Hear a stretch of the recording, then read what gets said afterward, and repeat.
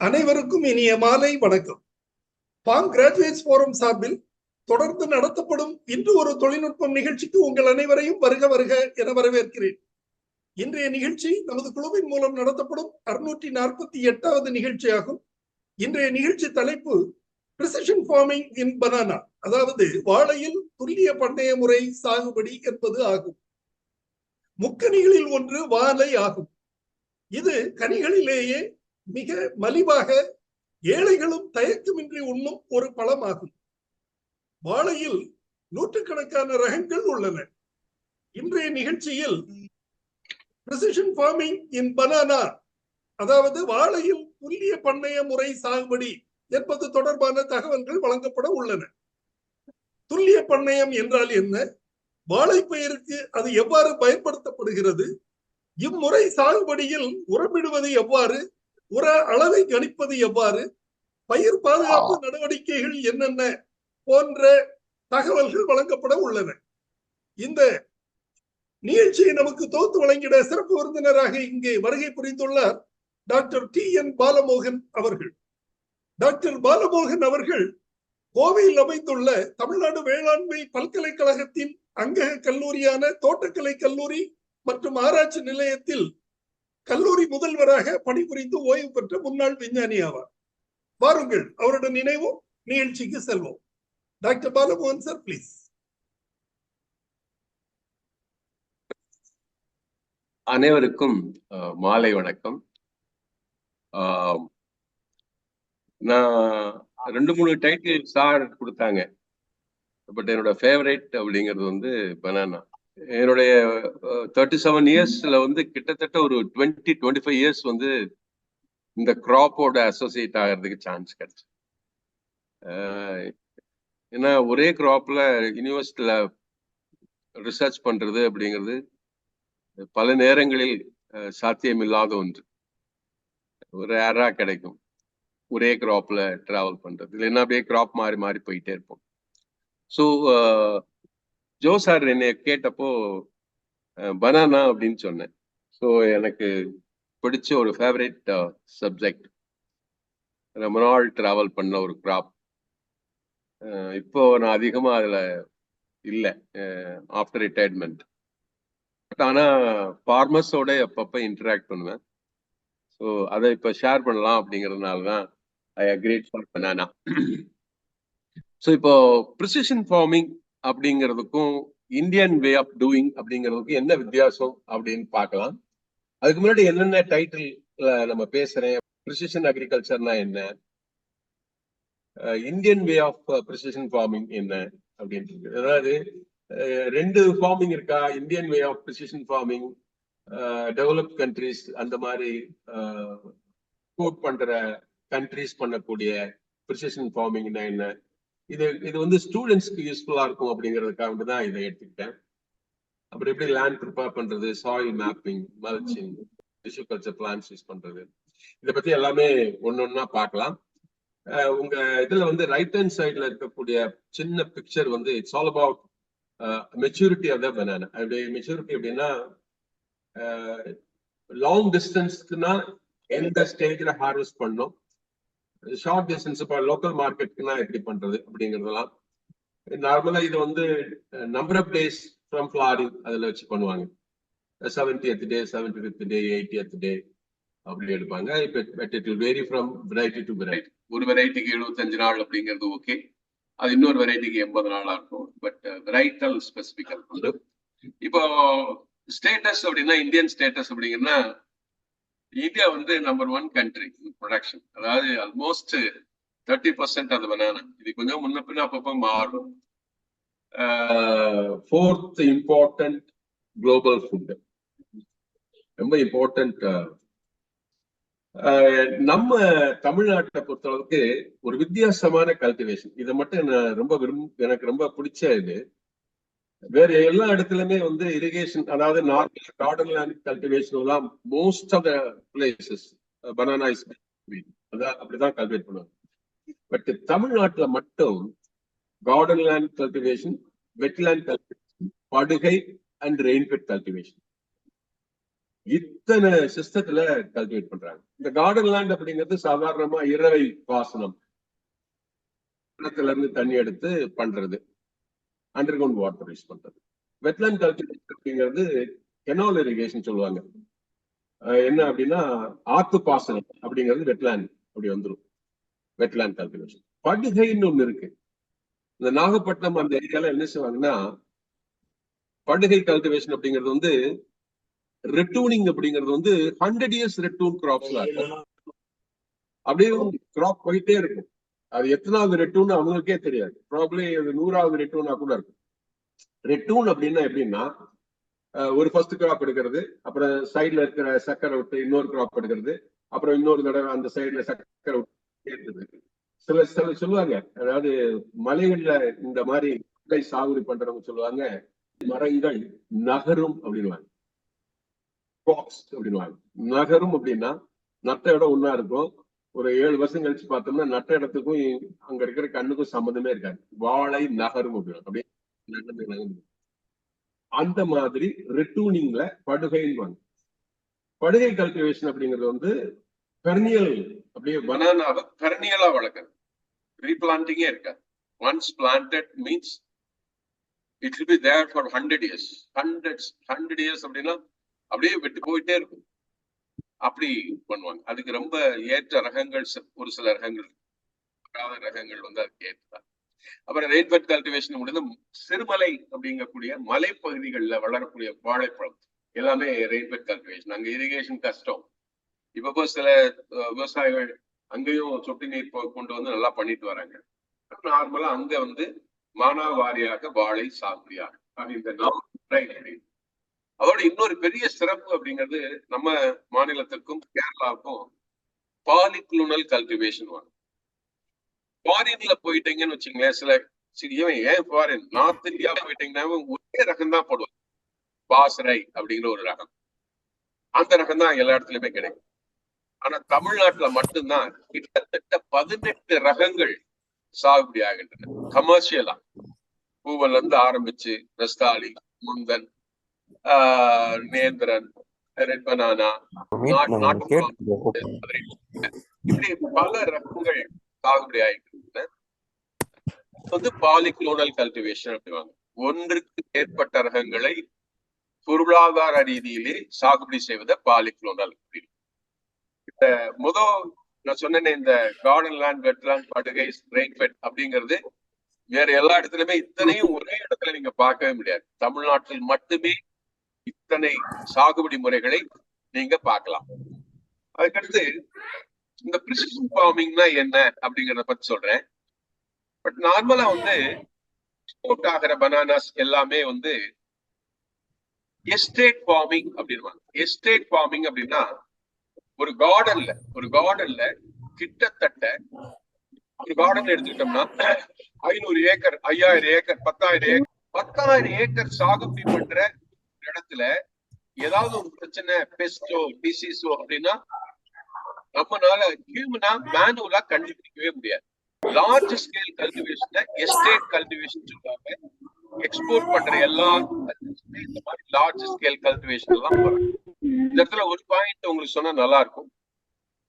பனானாவை சிக்கிடா அப்படிங்கிற ஒரு company export பண்றதுக்காக வேண்டிய வளர்க்குறாங்க. சிக்கிடா அப்படிங்கிற அந்த கம்பெனி தான் கிட்டத்தட்ட 50% மேல எக்ஸ்போர்ட் ஆகிற பழங்களை உற்பத்தி பண்றாங்க. சிக்கிடா அப்படி இந்த சிக்கிடா அப்படிங்கிற கம்பெனி வந்து பல ரகங்களை வளர்க்குறாங்க. அதுல மெஜாரிட்டி அப்படிங்கிறது வந்து உங்களுக்கு வந்து கிராண்ட் 9 அப்படிங்கிற ரகம், G9 அப்படின்னு கிராண்ட் 9.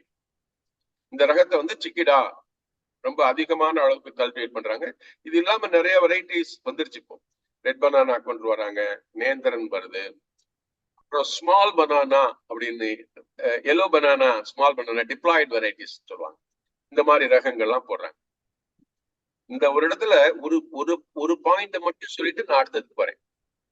இப்போ இன்னைக்கு நம்ம விவசாயிகள்கிட்ட நாளைக்கு வாழைப்பழத்தோட விலை என்ன அப்படின்னு கேட்டாவோ, இல்ல வியாபாரிட்ட கேட்டாவோ நாளைக்கு தாங்க சொல்ல முடியுவாங்க. இல்லைன்னா ரொம்ப லேட் ஆகும். அதாவது உடனே சொல்ல முடியாது. அதாவது பிரைஸ் ப்ரெடிக்ஷன் அப்படிங்கிறது இந்தியன் சாயில்ல ரொம்ப கஷ்டம். பிரைஸ் ப்ரிடிக்ஷன், விலையை நிர்ணயம் செய்யறது. ஆனா நான் வந்து ஒரு தடவை 2006 யுஎஸ் போயிருக்கும் போது அந்த அந்த சிக்கிடா அப்படிங்கிற கம்பெனியோட மேனேஜர்ட்ட நான் பேசுவதற்கு வாய்ப்பு கிடைச்சது. அப்போ அந்த மேனேஜர்ட்ட நான் கேட்டேன், இந்த மாதிரி ஈல்டு ப்ரிடிக்ஷனும் பிரைஸ் ப்ரிடிக்ஷனும் உங்களால செய்ய முடியுமா அப்படின்னு. அப்ப அவர் சொன்னாரு, டவுன் த லைன் 10 இயர்ஸ்க்கு என்னால உங்களுக்கு பிரைஸ் கொடுக்க முடியும் அப்படின்னு. எனக்கு ரொம்ப ஆச்சரியமா இருந்தது. நம்மளோட விவசாயிகள்கிட்ட, வியாபாரிகிட்ட இந்த ஒரு வாரம் கழிச்சு என்ன விலை வரும், இதுக்கு நாளைக்கு என்ன விலை விற்கும் அப்படின்னா சொல்ல மாட்டாங்க. ஆனா இந்த சிக்கிடா அப்படிங்கிற கம்பெனி ஈல்டு ப்ரிடிக்ஷன் இப்ப இந்த வருஷம் 2024 இந்த 2024 இன்னைக்கு ரேட்ல அவங்கள்ட்ட போய் கேட்டு 2026 ஜனவரிக்கு எனக்கு G9 ஃப்ரூட் வேணும், என்ன பிரைஸ் அப்படின்னா கோட் பண்ணுவாங்க. அது எப்படி கோட் பண்றாங்க அப்படின்னா அதுக்கு ஒரு ஃபேக்டர்ஸ் இருக்கு, நிறைய ஃபேக்டர்ஸ் இருக்காது. என்னால எவ்வளவு தூரத்துக்கு அட்வான்ஸ் ஆயிருக்கு, பட் நம்ம இன்னும் அந்த அட்வான்ஸ்மெண்ட்டுக்கு போகலையே அப்படின்ற வருத்தம் உண்டு. ஈல்ட கரெக்டா ப்ரிடிக்ட் பண்ணி இந்த டைம்ல இந்த வெரைட்டிக்கு இந்த குவாலிட்டி இருந்துச்சுன்னா இந்த பிரைஸ் அப்படின்னு சொல்றோம். ஈல்டு ப்ரிடிக்ஷன் வந்து முடியும். எங்க முடியும் அப்படின்னா இந்த ப்ரிசிஷன் அக்ரிகல்ச்சரை ஸ்ட்ரிக்டா ஃபாலோ பண்ணக்கூடிய நாடுகள்லையும் அந்த மாதிரி இருக்கக்கூடிய கார்பரேட் கம்பெனிஸ் முடியும். நம்ம வந்து இந்த ப்ரிசிஷன் ஃபார்மிங் அப்படிங்கறத நம்மளால ஃபாலோ பண்ண முடியல. அதுக்கு பல காரணங்கள் இருக்கு. ஆனா ஃபாலோ பண்ற நாடுனால ஈல்டு ப்ரிடிக்ஷனும் பண்ண முடியும், பிரைஸ் ப்ரிடிக்ஷன் பண்ண முடியும். இப்போ கேட்டீங்கன்னா நான் இன்னொரு 4 வருஷத்துக்குள்ள இந்த வெரைட்டிக்கு என்ன ரேட்னு கேட்டீங்கன்னா அந்த கார்பரேட் கம்பெனிஸ் நான் சொல்ற சிக்கிடா, கபானா, பிரிமியர், இந்த மாதிரி நிறைய கம்பெனிஸ் இருக்கு. பனானா ட்ரேடிங்க்குன்னே கம்பெனிஸ் இருக்கு. அந்த கம்பெனிஸ் வந்து உங்களுக்கு ரேட் சொல்லிடுவாங்க. இப்ப ப்ரிசிஷன் ஃபார்மிங்னா என்ன அப்படின்னா இந்த இன்ஃபர்மேஷன் டெக்னாலஜி வச்சு சாகுபடிக்கு தேவையான என்னென்ன இன்புட்ஸ் எவ்வளவு வேணும், அதே மாதிரி பூச்சி நோய்கள் அப்படின்னு இருந்துச்சுன்னா அதை எப்படி கண்டுபிடிச்சு எப்படி கொடுக்கறது அப்படிங்கிறத கம்ப்ளீட்டா கொடுத்துருவாங்க. அதாவது அந்த டேட்டா ஃபார்மருக்கு வந்துடும். அதை ஃபார்மர் இம்ப்ளிமெண்ட் பண்ண வேண்டாம், அங்க இருக்கிற கேஜெட்ஸை இம்ப்ளிமெண்ட் பண்ணிடும். இப்போ உங்களுக்கு புரியுற மாதிரி ஒண்ணு சொல்றேன். நான் வச்சிருக்கிற 5000 ஹெக்டேர் நிலத்துல ஏ பிளாக்ல ஒரு 100 பிளான்ட்ல நைட்ரஜன் டெபிஷியன்சி இருந்துச்சுன்னா சேட்டலைட் மூலம் அந்த இடத்தை கண்டுபிடிச்சு கேஜெட்ஸ் மூலம் நியூட்ரியன்ட் எய்தர் ஸ்ப்ரே இல்லைன்னா இரிகேஷன் மூலமா போயிடும். இத கேஜெட்ஸ் மட்டும் வச்சு பண்ணீங்கன்னா precision farming.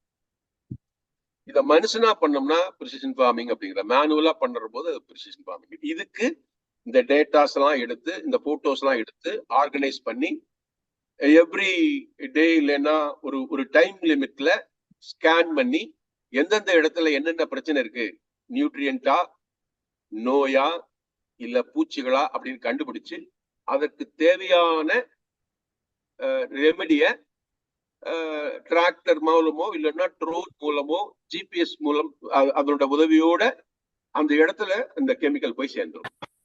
So human intervention அப்படிங்கிறது ஃபார்மிங்ல இருக்கவே இருக்காது.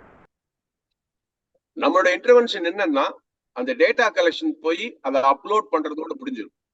ஒன்ஸ் அது அப்லோட் ஆயிடுச்சுன்னா அந்த டேட்டா வச்சு இந்த மிஷின்ஸே இந்த இன்டெலிஜென்ஸ் வச்சு ஐடில வச்சு கண்டுபிடிச்சு எந்த இடத்துல என்ன பிரச்சனை இருக்கோ அதுக்கு தேவையான ரெமடியை அதே கொண்டு போய் சேர்த்துரும். இது வந்து சேட்டலைட் மூலம் பண்றதுனால இதுல என்ன ஏன் ஃபாரின்ல பண்ண முடியுது நம்மள பண்ண முடியல அப்படின்னா ஃபாரின்ல எஸ்டேட் ஃபார்மிங்னு வாங்க. பனானா அப்படின்னு எடுத்துக்கிட்டீங்கன்னா கிட்டத்தட்ட 5000 ஏக்கர் 10,000 ஏக்கர் ஒரு பிளாக்கா இருக்கும். பட் இந்தியால பெசன்ட் ஃபார்மிங் அப்படிங்கிற சிஸ்டம் சொல்லுவாங்க. என்னன்னா விவசாயி 2 ஏக்கர் 5 ஏக்கர் 10 ஏக்கர் இப்படிதான் இருக்கும்.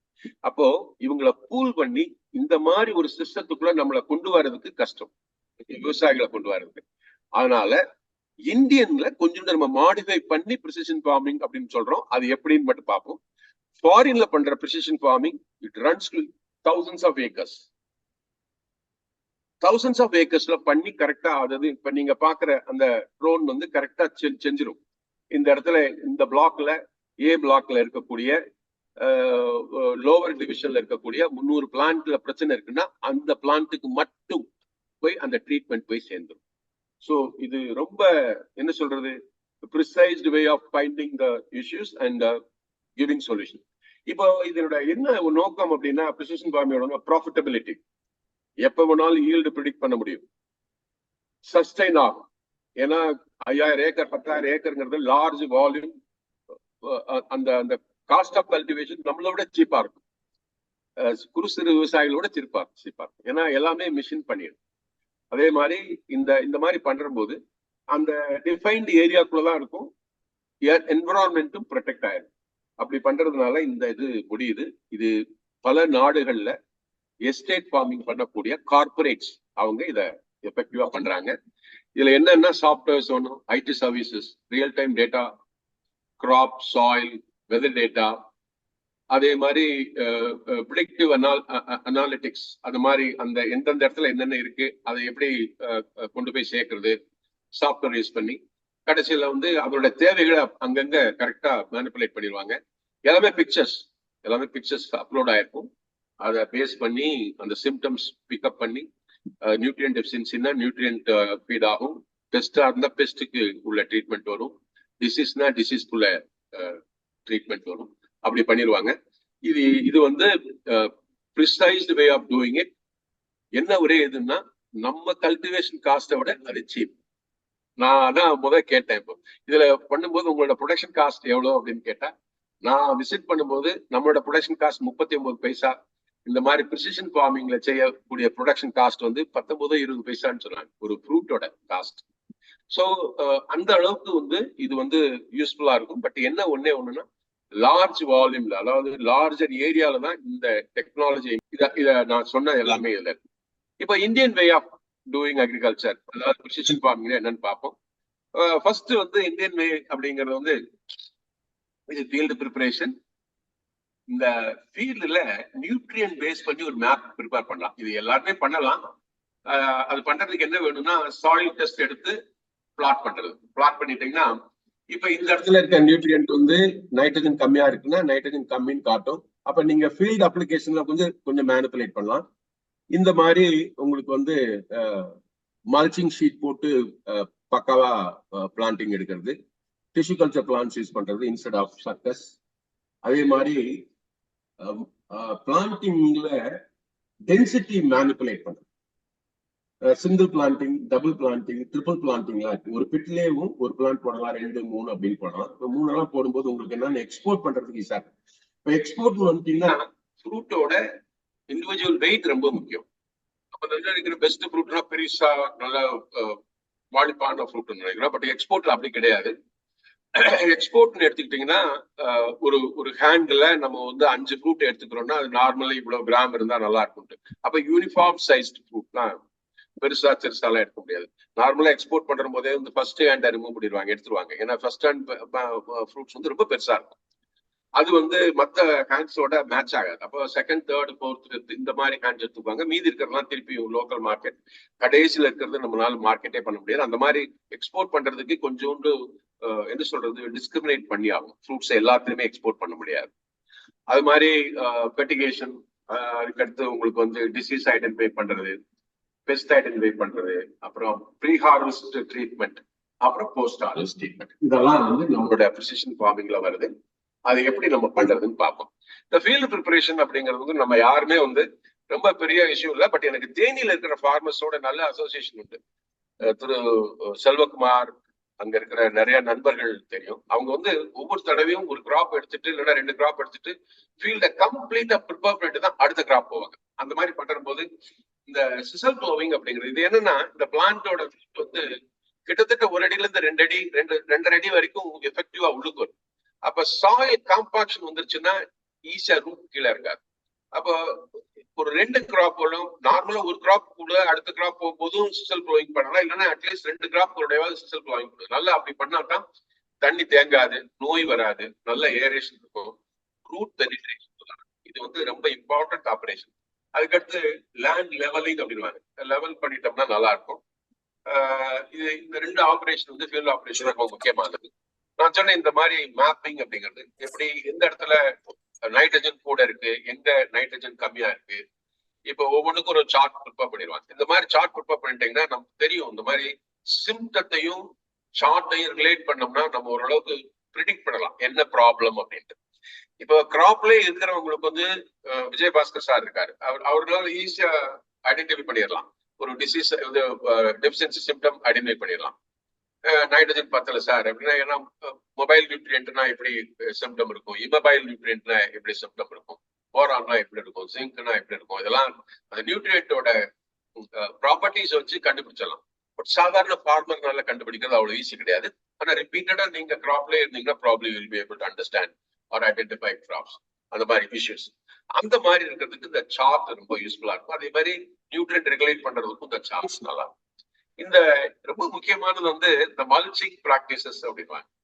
எல்லா ஃபாரின் கண்ட்ரீஸ்ல நிறைய அந்த மாதிரி சயின்டிபிக்கா பண்றதுல வந்து இந்த மல்ச் பண்ணிடுவாங்க. இது பண்றதுனால என்ன ஒரு அட்வான்டேஜ்னா மாய்ஸ்சர் கன்சர்வ் ஆகும், வீட்ஸ் கம்மியா இருக்கும், தண்ணி தேவை ரொம்ப கம்மியா இருக்கும். இந்த டெம்பரேச்சர் கொஞ்சம் என்ஹான்ஸ் ஆன டெம்பரேச்சர் மைக்ரோபியல் ஆக்டிவிட்டியை நல்லா இருக்கும். கிராப் நல்ல ஸ்டாண்டர்ட். நிறைய பேர் நீங்க வேணா பார்த்து பாருங்க, மல்ச்ல இருக்கிற கிராப் வந்து will grow faster than unmulched crop. இந்த மாதிரி பிளாஸ்டிக் மல்ச் இதுல வந்து 2-3 இது இருக்கு. 25 50 75 இந்த மாதிரி நிறைய லெவல்ஸ் இருக்கு. நமக்கு எந்த மாதிரி வேணுமோ காஸ்ட் எஃபெக்டிவாவும் பண்ணலாம். ஒரு 3 months 4 months போகுதுன்னா அதுக்கு தகுந்த மாதிரி மல்ச் வாங்கி யூஸ் பண்ணிக்கலாம். அந்த மாதிரி இது மல்ச்சிங் கொஞ்சோண்டு ரைஸ் பண்றது, தண்ணியில தேங்காம இருக்கிறது, அதாவது கொஞ்சம் வாட்டர் ஸ்டாக்னேஷன் இல்லாம கொண்டு வரதெல்லாம் ரொம்ப நல்ல பிராக்டிசஸ். இந்த மாதிரி பண்ண முடியுமா பண்ணலாம். இது வந்து இந்த மல்ச் பண்ண பிளாஸ்டிக் மல்ச் பண்ண இது டிஷ்யூ கல்ச்சர் பிளான்ஸ் இப்போ இட்ஸ் அவைலபிள். இப்போ அது பெரிய அட்வான்டேஜ் வந்து கிட்டத்தட்ட நான் ஜெயில கேட்கிற போது சில ஏரியால எல்லாம் 70% 80% டிஷ்யூ கல்ச்சர் பிளான்ஸ் கொண்டு வராங்க. என்னத்துக்கு டிஷ்யூ கல்ச்சர் பிளான்ஸ் என்ன அப்படின்னா, நீங்க சக்கரை யூஸ் பண்ணும்போது அதுல டிசீஸும் சேர்ந்து வந்துடும். இப்ப நார்மலா வந்து சில வெரைட்டிஸ்ல வந்து பீசேரியன் பிளட் வரும், சில வெரைட்டிஸ் வந்து எர்வீனியா பாக்டீரியா வரும். இத நீங்க கண்ணை எடுக்கிற போது கண்டுபிடிக்கவே முடியும். இப்ப நான் செலக்ட் பண்ணி கொண்டு போய் போடுறது வந்து apparently free, but no one can assure it is free from diseases. அப்போ சந்தேகத்தோட தான் நடுவோம் முடிஞ்சு கட்டைகள் அப்படிங்கிற சக்கஸ் போடும்போது ஷூரா வந்து ஃப்ரீன்னு சொல்லவே முடியாது. பட் நீங்க if you use tissue culture plants, sure that it is free from all pests and diseases at the time of planting. அதுக்கு பின்னாடி உங்க சாயில இருந்து பிக்கப் ஆயிடுச்சா இல்லைன்னு சொல்ல முடியாது. அதாவது நோயில்லா கன்றுகள் அப்படிங்கிறத 100% என்ஷூர் பண்ணணும்னா ஒண்ணுதான் வழி, டிஷ்யூ கல்ச்சர் மட்டும்தான். மற்ற எல்லா இடத்துலயுமே வந்து யூ ஆர் டேக்கிங் சான்ஸ், இருக்கலாம் இல்லாமலும் போகலாம். அப்ப சான்ஸ் எடுக்கும் போது உள்ள அது பிரச்சனைகள் வரும். இப்போ இந்த மாதிரி பிளான்டிங்ல உங்களுக்கு 2-3 இரிகேஷன் சிஸ்டம் சொன்னேன். ஒண்ணு வந்து கெனால் இரிகேஷன், ரொம்ப கஷ்டம், எந்த டைம்ல நடுறதுன்னு சொல்ல முடியாது, தண்ணி வரும்போது நட்டுதான் இருக்கும். அதே மாதிரி வெதர் ஃபேக்டர்ஸ் வந்து சில இடத்துலலாம் காத்து அடிக்கும், மழை அதிகமா பெய்யும், அந்த சமயத்துல கொலை ரெடியா இருந்துச்சுன்னா அப்ப அந்த ஃபேக்டர்ஸ் வந்து மார்க்கெட். நான் நேந்திரன் போடுறேன், நீங்க ஓணம் பண்டிகையோட ஒட்டி வெட்டினீங்கன்னா அதுக்கு இருக்க விலையும், ஓணம் இல்லாத போது வெட்டினீங்கன்னா அதுக்கு இருக்க விலை வித்தியாசம். அப்ப பிளான்டிங் அப்படிங்கிறது 3 வழியில வந்து டிசைட் ஆகும். ஒண்ணு அவைலபிலிட்டி ஆஃப் வாட்டர், 2வது வந்து வெதர் ஃபேக்டர்ஸ், காத்து அடிக்கிறது, இல்லைன்னா கடுமையான வெயில், அந்த மாதிரி டெம்பரேச்சர், அதே மாதிரி அபரிமிதமான மழை, இந்த 2வது ஃபேக்டர். 3வது ஃபேக்டர் மார்க்கெட். அது ரொம்ப ஸ்மார்ட்டான ஃபேக்டர் மார்க்கெட். ஏன்னா நீங்க எல்லா விலை வச்சு கடைசியில 10 ரூபாய்க்கு நேந்திரன் கொடுங்க, கிலோ 10 ரூபாய்க்குன்னா ஒரு பிரயோஜனம் இருக்காது. அதனால மார்க்கெட் வந்து நீங்க ஃபோர்காஸ்ட் பண்றது, அதாவது பொங்கலுக்கு பூவன் வெட்டுறதும் ஓணத்துக்கு நேந்திரன் வெட்டுறதும் ரொம்ப முக்கியமானது. அதை இது பண்ணலாம். அப்படி பார்த்தோம்னா உங்களுக்கு நான் 2-3 சீசன் இருக்கு. ஆனா வாழை வந்து எல்லா சீசனும் நடலாம். பிளான்டிங் நடுவாங்க. வெட்லாண்ட் வந்து பிப்ரவரி ஏப்ரல், கார்டன் லேண்ட்ல ஜனவரி பிப்ரவரி நவம்பர் டிசம்பர், படுகைனா ஜனவரி பிப்ரவரி ஆகஸ்ட் செப்டம்பர், கில்பனானா வந்து ஏப்ரல் மே, அந்த மாதிரி. இது வந்து ஸ்பேசிங். ஒரு ஏக்கர்ல கார்டன் லேண்ட்ல கிட்டத்தட்ட 3086 பிளான்ட். மீடியம் வெரைட்டினா, டுவார்ஃப் வெரைட்டினா 4444. அதே மாதிரி ஹில் கல்டிவேஷன் வரும்போது நார்மலா ஒரு பிளான்ட் வித்தியாசம் வந்து 3.6 to 3.6 மீட்டர் 750 பிளான்ஸ் நடலாம் ஒரு ஹெக்டேருக்கு. இது அதே மாதிரி தான் இந்த ஹை டென்சிட்டி லோ டென்சிட்டி அந்த மாதிரி கான்செப்ட்ல. அதே மாதிரி இந்த மாதிரி வரும்போது என்ன ஈல்டு வரும், அதாவது ஒரு ஒரு புள்ளியில ஒரு ஒரு வாழையும் போடலாம், 3 வாழையும் போடலாம். மாதிரி இது என்ன மாதிரி ஈல்டு ரிஃப்ளெக்ட் ஆகும் அப்படின்ட்டு. அதே மாதிரி இரிகேஷன் வந்து பேன் எவாபரேஷன் மீட்டரை வச்சு பண்றது ரொம்ப சிறந்தது. பட் இது வரைக்கும் யாரும் பண்ணல, ரொம்ப குறைவானவங்க தான் பண்ணுவாங்க. அப்படி பண்ணும்போது என்ன ஆகும்னா டெய்லி வாட்டர் ரெக்குயர்மெண்ட் வந்து ரொம்ப கம்மியா இருக்கும். இனிஷியல் ஸ்டேஜ்ல 2 லிட்டர்ல இருந்து ஆரம்பிச்சு 10 லிட்டர் கூட போகும். இது நம்ம இந்த சயின்டிபிக்கான இதை வந்து அட்லீஸ்ட் படிச்ச இளைஞர்கள் இல்லைன்னா சயின்டிபிக்கா பண்றவங்க இந்த ஈக்குவேஷன் வச்சு பண்ணீங்கன்னா வாட்டர் சேவிங் இருக்கும், நியூட்ரியன் வேஸ்ட் கம்மியாகும். இப்ப யூரியா அப்படிங்கிற ஃபெர்டிலைசர் நீங்க யூஸ் பண்ணீங்கன்னா யூட்டிலிட்டியே வந்து 27% 30% தான், 70% வேஸ்ட் ஆகும். இப்போ நீங்க கரெக்டான குவான்டிட்டி இந்த மாதிரி நல்ல இரிகேஷன் மெத்தட்லாம் போட்டு நீங்க வந்து ஃபெர்டிகேஷன் மாதிரி எல்லாம் போனீங்கன்னா உங்க காஸ்ட் ஆஃப் கல்டிவேஷனை குறைக்கலாம். அதுக்கு வந்து இந்த மாதிரி மெத்தட்ஸ் வந்து ரொம்ப யூஸ்ஃபுல்லா இருக்கும்.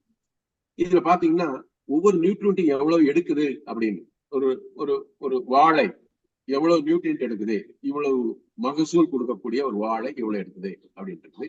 இப்ப அந்த மாதிரி பாத்தீங்கன்னா நைட்ரஜன் இவ்வளவு, பாஸ்பரஸ், பொட்டாசியம், கால்சியம் இந்த மாதிரி இது வந்து 50 டன் கொடுக்குற வாழையை எவ்வளவு ரிமூவ் ஆகுது அப்படின்னு. இப்ப நம்ம நீங்க ஈல்டு ப்ரிடிக்ட் பண்ணிட்டோம்னா அதுக்கு தகுந்த மாதிரி நியூட்ரியன்ட்டை நம்ம மேனிபுலேட் பண்ணலாம். அந்த டெஃபிஷியன்சி அப்படிங்கிறது ரொம்ப எஃபிஷியன்சி அப்படின்னு நான் முதல்ல சொன்னேன். அது எந்தெந்த டைம்ல எவ்வளவு கொடுக்கணும் அப்படிங்கிறது, ஃபர்ஸ்ட் வீக்ல எவ்வளவு கொடுக்கணும், அதாவது ஃபர்ஸ்ட் 10 வீக்ஸ்ல எவ்வளவு, 12 வீக்ஸ்ல எவ்வளவு, 15 வீக்ஸ் அந்த அந்த அந்த அந்த ப்ரொபோர்ஷனேட்டா எவ்வளவு, மொத்தமா 100% நைட்ரஜன் வந்து எப்படி ஸ்பிளிட் ஆகி வரணும், இது கே எப்படி வரணும். ஏன்னா கே பின்னாடிதான் ரொம்ப அதிகமா தேவைப்படும், முன்னாடி இனிஷியல் ஸ்டேஜ்ல வேண்டியிருக்காது. ஆனா உங்களுக்கு வந்து நைட்ரஜன் வந்து கிரிட்டிக்கல் ஸ்டேஜ் வந்து இந்த 19ல இருந்து 30 வாரம், அதாவது அந்த அந்த 12 வீக்ஸ்.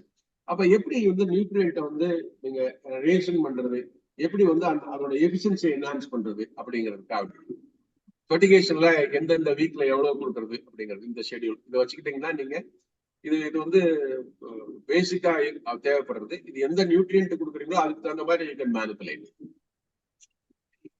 இது வந்து ஒரு கிளீன் கார்டன், சுத்தமா இருக்குது. ஏன் இப்படி வச்சிருக்கணும் அப்படின்னா, இப்ப நேந்திரன் மாதிரி வெரைட்டி எப்படி வச்சு உங்களுக்கு வந்து அதுல இன்ஃபெக்ட் ஆகிற ஸ்டெம்போரர், சூடோஸ்டெம்போரர் இப்படி இருந்தா தான் கண்டுபிடிக்க முடியும், இல்லைன்னா கண்டுபிடிக்க முடியாது. அது மாதிரி கிளீன் கல்டிவேஷன் இந்த மாதிரி பண்ணிட்டீங்கன்னா. அதே மாதிரி இந்த ரோப் வந்து லேட்டஸ்ட், இது கொஞ்சம் காத்து கம்மியா இருக்க இடத்துலயும் இந்த மாதிரி ரோப் கட்டலாம். இது ரொம்ப காஸ்ட் எஃபெக்டிவாகவும் இருக்கும் இந்த ரோப் கட்டுறது. நம்ம சத்தியமங்கலம் ஏரியால, கோயம்புத்தூர் ஏரியால இந்த மாதிரி ரோப் யூஸ் பண்ண ஆரம்பிச்சிட்டாங்க. இந்த டெஃபிஷியன்சில இது ஒரு முக்கியமானது வந்து இந்த போரான். நீங்க பாத்தீங்கன்னா கொஞ்சம் வெளியே வந்துச்சுன்னா கொஞ்சம் கூட லேடனிங் நல்லாவே தெரியும். இது வந்து இனிஷியல் ஸ்டேஜ். இது காப்பர். இந்த மாதிரி நியூட்ரியன்ட் நீங்க டெஃபிஷியன்சி கண்டுபிடிச்சிட்டீங்கன்னா ஈஸியா இருக்கு. அதே மாதிரி இது இன்னும் 2-3 இதெல்லாம் இருக்கு. சல்பர் நார்மலா அவங்க கண்டுபிடிக்கலாம், அயர்ன் கண்டுபிடிக்கலாம். அந்த மாதிரி இருந்துச்சு அப்படின்னா அதுக்கு தகுந்த மாதிரி நீங்க நியூட்ரியன்ட் மேனிபுலேட் பண்ணலாம். கீழே இருக்கிற இது வந்து பஞ்சு டாப், இது நிமட்டோடு, இது வந்து ஸ்டெம்போரர், சூடோஸ்டெம்போரர், இது வந்து லீவ் ஸ்பாட். அதை கரெக்டா கண்டுபிடிச்சிட்டு அதுக்கு மாதிரி. இப்போ எக்ஸ்போர்ட் ஆகுறதுக்கு வந்து பஞ்ச் கேர் அப்படிங்கிற ஒரு டெக்னாலஜியா கொண்டு வந்தாங்க. அது என்ன பெஸ்ட் அங்க இருக்குது அப்படிங்கிறத பார்த்து ஃபர்ஸ்ட் வந்து பட் இன்ஜெக்ஷன் அப்படின்னு சொல்லுவாங்க. அதுக்கடுத்து இந்த ஃப்ரூட்ல இருக்கக்கூடிய நேவல் ரிமூவல் பார்க்கணும், மேல்பட் ரிமூவல் பார்க்கணும். அதுக்கடுத்து இந்த ஃபிங்கர் லிங்க்ஸ் ரிமூவல், அதாவது கீழே இருக்கிற நம்ம அண்டர் டெவலப் ஃப்ரூட்ஸ் எடுக்கிறது. இந்த மாதிரி எடுத்து போட்டோம்னா உங்களுக்கு வந்து ஹார்வெஸ்ட் ஆகிறதுல வந்து மேக்சிமம் ஃப்ரூட்ஸ் வந்து நம்ம வந்து எக்ஸ்போர்ட் பண்ற மாதிரி இருக்கும். அதே மாதிரி இந்த பஞ்ச் கவர் அப்படிங்கிற technology it's very important technology. இப்ப யாருமே பண்றது இல்லை. இதுலயும் பயோடிகிரேடபிள் பஞ்ச் கவர்ஸ் எல்லாம் இருக்குது. அந்த மாதிரி எது வேணும் அப்படிங்கிறது இது வந்து ஹார்வெஸ்டே கொஞ்சோண்டு என்ஹான்ஸ் பண்ணி கொடுக்கும். அதாவது இந்த டூரேஷனே கொஞ்சம் குறைக்கும். அவ்வளவு தூரத்துக்கு ஒரு நல்ல டெக்னாலஜி இது. இந்த மாதிரி கலர்ஸ் எல்லாம் பாருங்களேன், இந்த மஞ்சள் கலர், பச்சை கலர் எல்லாம் இருக்கு பாருங்களேன். இதெல்லாம் வந்து எதுக்கு வச்சிருக்காங்கன்னா எப்போ ரெடி ஆகுன்றதுக்கு. அதாவது நார்மலா வந்து இப்ப ஒன்ஸ் கவர் போட்ட பின்னாடி நம்மளால பார்க்க முடியாது. நார்மலா இந்த லார்ஜ் ஸ்கேல் கால்குலேஷன் வச்சுக்கோங்க, cut all bunches with yellow ribbon அப்படிவாங்க. அப்படின்னா என்னன்னா அது 75 days ஓல்டு பஞ்ச், கரெக்டா மெச்சூர் ஆயிடுச்சு. அதுக்கடுத்து இன்னொரு நாள் வந்து எல்லாம் கிரீன். ஏன்னா லேபருக்கு வந்து நம்ம லேபர் தான் கொலையெல்லாம் பார்த்து விளைஞ்சிருச்சு அப்படின்னு. மற்றபடி பல நாடுகள்ல இருக்க லேபருக்கு வந்து விளைஞ்சிருச்சான்னு கண்டுபிடிக்க முடியாது. ஏன்னா வந்து இந்த ரொட்டேஷன்ல வர லேபர்ஸ் எல்லாம் யூஸ் பண்ணுவாங்க. இப்ப அவங்களுக்கு வந்து சிக்னலே இதுதான், இந்த கலர் கிரீன் கலர் வெட்டுனா எல்லாம் வெட்டி கொடுத்துருவாங்க. ஸோ எக்ஸ்போர்ட்ல இருக்கிறவங்க எல்லாருமே இந்த நம்பர் ஆஃப் டேஸ் தான் ரிலே பண்ணுவாங்களே ஒழிஞ்சு வேற எந்தையும் பார்க்க மாட்டாங்க. இல்லாம ஒன்று இருக்கு, அந்த ஃப்ரூட்டோட இதை பார்ப்பாங்க, அந்த கருத்து பார்த்து பண்றது. அது நம்மளால இந்த மாதிரி ஓப்பனா இருந்தா தான் பார்க்க முடியும் பொழுது இதுவும் பார்த்து பண்ணலாம். இப்படி கிளீனா உள்ள ஃப்ரூட்ஸை கலெக்ட் பண்ணி கொண்டு வராங்க. இந்த மாதிரி மெத்தட்லையும் டிரான்ஸ்போர்ட் பண்ணலாம், அதாவது கார்டன்ல இருந்து யார்டுக்கு. பட் இது என்ன ஒண்ணுன்னா, உங்களுக்கு வந்து லார்ஜ் ஸ்கேல் எஸ்டேட் ஃபார்மிங் மட்டும்தான் இது ஹெல்ப்ஃபுல்லா இருக்குமே ஒழிஞ்சு சின்ன ஃபார்மருக்கு இதை போட்டுட்டு அதை மெயின்டைன் பண்றதுலாம் கஷ்டம். அதனால இந்தியாலேயோ இல்ல தமிழ்நாட்டிலேயோ இது ரொம்ப அவ்வளவு ஈஸியான ஒரு டெக்னாலஜி யூஸ் பண்ண முடியற மாதிரி ஒண்ணும் இல்லை. பட் சில இடங்கள்ல பண்றாங்க. இந்த மாதிரி ஹேங் பண்ணி ஃப்ரூட்ஸ் ரெடி பண்ணிட்டு டீஹேண்ட் பண்ணிட்டு கிளீன் பண்ணி வாஷ் பண்ணி ஃபஞ்சிசைட் வாஷ் பண்ணி பண்ணுவாங்க. இப்ப இந்த மாதிரி அனுப்பும்போது கிட்டத்தட்ட 30% வேஸ்ட் ஆகும். ஆனா நீங்க வந்து சயின்டிபிக்கா பண்ணோம்னா அந்த வேஸ்டேஜ் வராது. இப்ப பாருங்களேன், இந்த கொலைக்கு மேல ஒரு ஒரு ஒரு ஒர்க்கர் நிக்கிறாரு, என்ன ப்ரெஷர் அதுல எக்ஸ்ட்ராக்ட் ஆகும், எவ்வளவு வேஸ்ட் இருக்கும். ஒரு ஃப்ரூட் மேல இன்னொரு ஃப்ரூட் இருக்கும் போதே என்ன வேஸ்ட் இருக்கும், அதுக்கு மேல இந்த மாதிரி நின்னா எப்படி வேஸ்ட் இருக்கும். சிலர்லாம் அப்படி குத்துவான். இன்னும் இந்த இடத்துல இருந்து நாம் மாற வேண்டிய நிலையில இருக்கும். மாறிட்டோம், ஆனா போதுமான அளவுக்கு இல்லை என்பதுதான் உண்மை. இந்த மாதிரி ஃப்ரூட்ஸ் எல்லாம் எடுத்து கிளீன் பண்ணி, இந்த ஸ்டோரேஜ் டெம்பரேச்சர் வந்து 13 இருந்து 14 டிகிரி சென்டிகிரேட், அது இதே மாதிரி ரிலேட்டிவ் ஹியூமிடிட்டி. இப்படி நம்ம கொண்டு போய் சேர்த்தோம்னா பழங்களை சிறப்பாக சேர்க்கலாம். இது என்ன ஒண்ணுன்னா, இந்த டென்னிஸ் விளையாடுற பிளேயர்ஸ் அவங்க இந்த ஃப்ரூட்டை சாப்பிடுவாங்க. எப்படின்னா எவ்ரி 100 கிராம்ஸ்ல 100 கேலரிஸ். நீங்க ட்ரிங்க்ஸ்ல இருக்கிற மாதிரி 100 கேலரிஸ். இப்ப இருக்க பிளேயர்ஸ் நான் பார்க்கல, முன்னாடி விளையாடுற பிளேயர்ஸ் எல்லாம் பார்த்துருக்கேன். போரிஸ் பெக்கர் இவங்க எல்லாம் நிறைய பேர் ஆடுவாங்க. அப்போ டென்னிஸ் ஆடும்போது பிரேக்ல வாழைப்பழம் சாப்பிடுவோம். இந்த ட்ரிங்க்ஸ் குடிச்சா ஃப்ளூயிட் ஏதும், பட் ஃப்ரூட் சாப்பிட்றது வந்து ரொம்ப ஐடியல். எனக்கு தெரிஞ்சு எனர்ஜியை பக்காவா கொடுக்குற ஒரு ஃப்ரூட் வந்து பனானா. ஸோ அப்படிப்பட்ட ஒரு பனானாவை நம்ம கிட்டத்தட்ட நம்ம தான் we are leading the world again. நம்ம குளிர் நல்லா பண்ணோம்னா இனி விவசாயிகளுக்கு கொண்டு போய் சேர்க்கலாம். விவசாயிகள் தொழில்நுட்பங்களை நோக்கி பயணப்படுவது அப்படிங்கிறது ரொம்ப முக்கியமான ஒன்று. பயணப்பட வேண்டும் என்று கேட்டுக்கொண்டு, மாணவர்கள் இந்த தொழில்நுட்பம்லாம் கொண்டு போய் சேர்த்தீங்கன்னா நிறைய பேருக்கு நல்லதா இருக்கும். இந்த வாய்ப்புக்கு நன்றி கூறி விடைபெறுகிறேன். நன்றி, வணக்கம். நன்றி டாக்டர் பாலமோகன், உங்களுடைய தகவல்களுக்கு மிக்க நன்றி. இதுவரை பிரிசிஷன் ஃபார்மிங் இன் பனானா, அதாவது வாழையில் துல்லிய பண்ணைய முறை சாகுபடி தொடர்பான தகவல்கள் வழங்க கேட்டோம். தகவல்களை வழங்கியவர் டாக்டர் TN பாலமோகன், முன்னாள் கல்லூரி முதல்வர், தோட்டக்கலை கல்லூரி, கோவை. தற்போது கேள்வி நேரம் ஆரம்பமாகிறது. முதலில் நமது குழுவின் மூத்த உறுப்பினர் சென்னையிலிருந்து திரு ஹியூபர்ட் அவர்களை பேச அழைக்கிறேன். Hubert sir, please. தேங்க்யூ ஜோ சார். ஹலோ பாலா சார், எப்படி இருக்கீங்க? ஆஃப்டர் லாங் டைம் மீட் பண்றோம் sir. Very good lecture sir. நான் என்ன அண்டர்ஸ்டாண்ட் பண்றேன்னா, ஆந்திரா எங்கேயோ போயிட்டாங்க இந்த பனானா ப்ரொடக்ஷன்ல. பனானா ப்ரொடக்ஷன்ல Andhra Pradesh is number 1, the way I understand. Next is Maharashtra. அப்படி நம்ம வந்து தேர்ட் லெவலா கொஞ்சம் பின்தங்கி இருக்கோம். அவங்க கிட்ட என்ன கத்துக்கிட்டு நம்ம முன்னாடி போகலாம் சார். என்னுடைய அடுத்த கேள்வி, அது ஒரு கேள்வி. அடுத்தது பிளாஸ்டிக் கல்ச்சர், அதெல்லாம் அந்த வீடிங் டைம்ல தான் யூஸ் பண்ணுவாங்க நான் நம்புறேன். அந்த பிளாஸ்டிக்ஸ் யூஸ் பண்றது அது பனானாவுக்கு எப்படி சார் பொருந்தும்? அதாவது ஆந்திரால பார்த்தா 2 ஃபேக்டர் அது. ஒரு ஃபேக்டர் எப்படின்னா, அவங்க ஃபார்மிங்ல வந்து லார்ஜ் ஸ்கேல் ஃபார்ம். நம்மள மாதிரி ரொம்ப சின்ன ஏரியா கிடையாது. எப்படின்னா 1 acre 2 acre 3 acre, large scale farming 10 acre 15 acre நிறைய இருக்கு. அதனால டெக்னாலஜியை இம்ப்ளிமெண்ட் பண்றது ஆந்திரால ஈஸி. இது ஒண்ணு. ரெண்டாவது, வாட்டர் வந்து நம்மளை விட அது கொஞ்சம் கரெக்டா கிடைக்கும் போல் இருக்கு. நம்மளதுல எல்லாம் எப்ப வாட்டர் ஒரு காவேரி நம்பி நம்மனால பெருசா சொல்ல முடியாது. ஒரு இடம் வரும், ஒரு இடம் வராது, அந்த மாதிரி எல்லாம் இருக்கும். இது ஒண்ணு. ரெண்டாவது, மூணாவது வந்து தமிழ்நாட்டை விட ஆந்திரால அந்த எக்ஸ்போர்ட் பண்றது, அந்த டிஸ்ட்ரிபியூஷன் சிஸ்டம் நல்லா இருக்கும். அதே மாதிரி மகாராஷ்டிரா. நாலாவது, அங்க விவசாயிகள்லாம் இப்ப நீங்க மகாராஷ்டிரா ஏன் நல்லா இருக்கு அப்படின்னா, விவசாயிகள் அது ஒரு கூட்டமைப்பா செய்யறாங்க. இன்ஃபர்மேஷன் வந்து ஈஸியா அசிமிலேட் ஆயிடும், அதாவது டிஸ்மினேட் ஆயிடும்.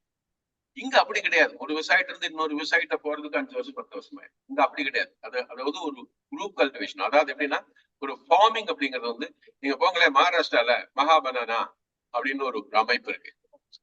டெக்னாலஜி ஈஸியா போய் தெரியலாம். இங்க அந்த மாதிரி ஒரு ஒரு ஒரு நெட்வொர்க்கிங் இல்லாம போச்சு. அது என்ன காரணம்னு என்னால சொல்ல முடியல. அதனால வந்து நம்மளை விட அவங்கள்ட்ட பெரிய இது கிடையாது. அவங்களோட அண்டர்ஸ்டாண்டிங்கும் இந்த டுவர்ஸ் அக்ரிகல்ச்சர் போடுது, அது ஒண்ணு. இந்த பிளாஸ்டிக் கல்ச்சர் அப்படிங்கிறது வந்து நீங்க சொல்றது வந்து இந்த இதுல வந்து பனானால வந்து 2 இடத்துல யூஸ் பண்ணுவாங்க. ஒண்ணு வந்து மல்ச்சிங் யூஸ் பண்றது.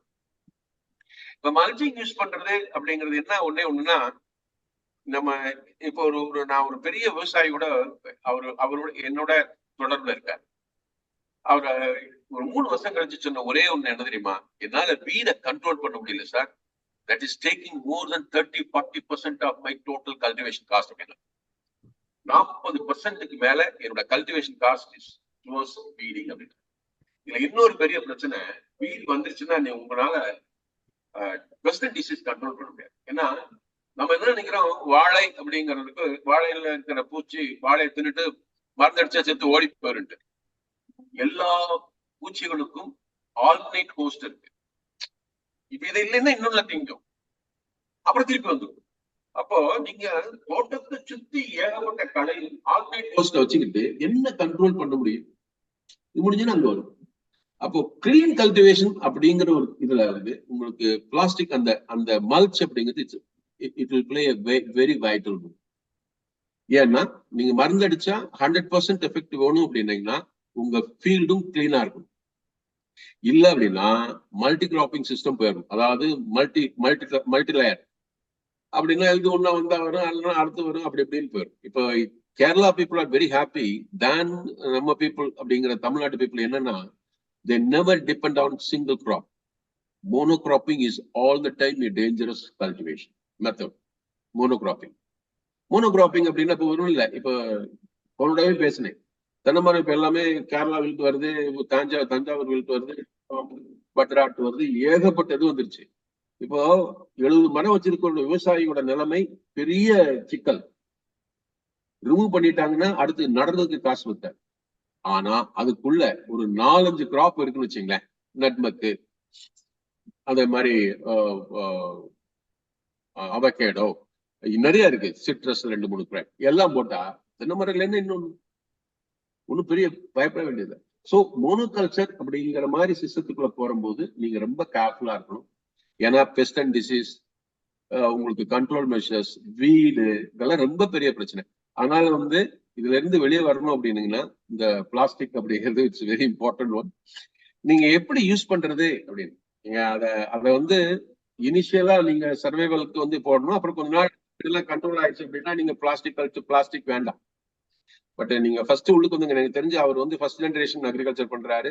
அவர் சொன்ன ஒன்னே ஒண்ணு, சார் இட் இஸ் கில்லிங். நான் உள்ளுக்கு வரும்போது I was so happy that I am doing a wonderful job. இந்த மாதிரி மக்களுக்கு உணவு உற்பத்தி பண்ணி கொடுக்குறவனா இருந்தேன், சந்தோஷமா இருந்தேன். இப்ப எனக்கு ரொம்ப வருத்தமா இருக்கு, ஏன்னா எனக்கு வீட் கண்ட்ரோல் பண்ண முடியலன்னு. சோ இது ஒரு பெரிய ஃபேக்டர் சார். அதாவது என்னுடைய ஜஸ்ட் ஒரு ஆன்சலரி தான் சார். இப்போ வந்து we should learn lessons from others. இப்போ நான் நேரா பார்த்தேன், ஜலகான் ஒரு ஊர் இருக்கு மகாராஷ்டிரால. they are very good in banana production. இப்ப நம்ம ஃபார்மர்ஸ் கொஞ்சம் பேர் அங்க கொண்டு போய் அந்த எப்படி செய்யறாங்கன்றத கொஞ்சம் கத்து கொடுத்து அவங்களுக்கு கொஞ்சம் umpteen number of times farmers were taken there. Umpteen number of times. இதுக்கு நீங்க சொல்றது வந்து ஜல்கான் அப்படிங்கிறது வந்து ஜெயின் இரிகேஷன் சிஸ்டம். ஜெயின் வந்து பிளாஸ்டிக்ஸ்ல நம்பர் 1 people. நம்பர் 1 அவங்களும் கூட்டி போறாங்க சார். வேற ஒண்ணும் கிடையாது. 2 வாரத்துக்கு முன்னாடி ஒரு ட்ரைனிங் இங்க இருந்துச்சு.